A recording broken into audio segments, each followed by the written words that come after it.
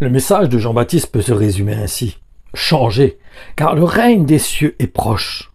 C'est Jean que le prophète Ésaïe a annoncé lorsqu'il dit « On entend la voix de quelqu'un qui crie au milieu de la solitude. Préparez le chemin pour le Seigneur. Aplanissez-lui la route. Faites-lui des sentiers bien droits. » Un jour, il vit un groupe important de pharisiens et de sadducéens qui voulaient aussi se faire baptiser par lui. Les apostropha, espèce de vipère, qui vous a fait croire qu'en vous faisant baptiser, vous pourriez esquiver le jugement imminent de la colère de Dieu. Prouvez donc par vos actes que votre changement est réel.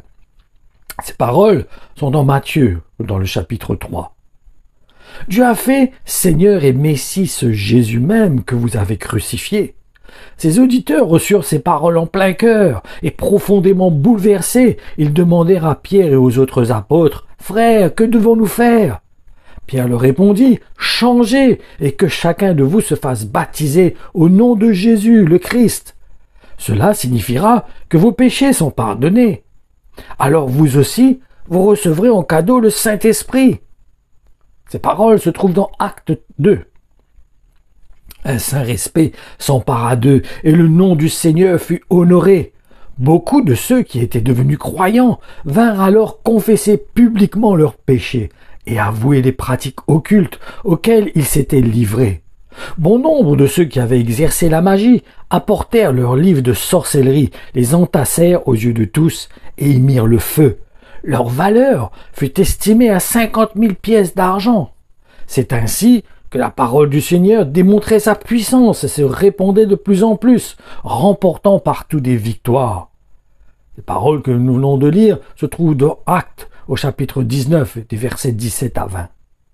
Il y a aussi ces versets qui se trouvent dans Actes, au chapitre 1, au verset 11, qui nous dit « Jean de Galilée, leur dirent-ils, pourquoi restez-vous ainsi les yeux fixés au ciel ?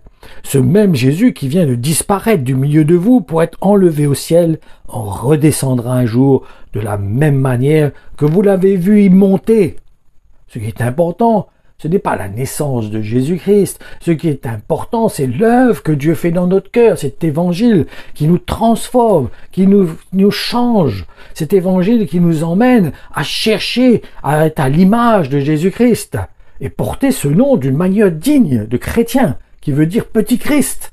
Ça veut dire des personnes qui reflètent Jésus-Christ, qui suivent les enseignements de Jésus-Christ.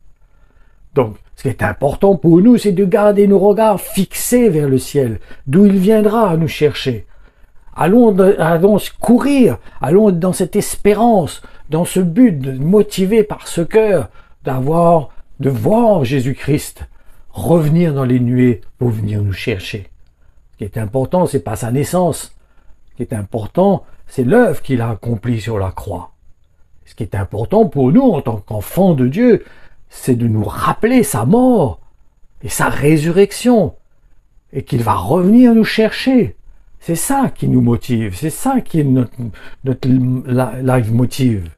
C'est ça qui nous emmène dans notre cœur à persévérer, parce que nous savons que Christ viendra chercher son Église, qui a été sanctifiée, qui marche, qui suit ses traces, qui s'identifie à lui.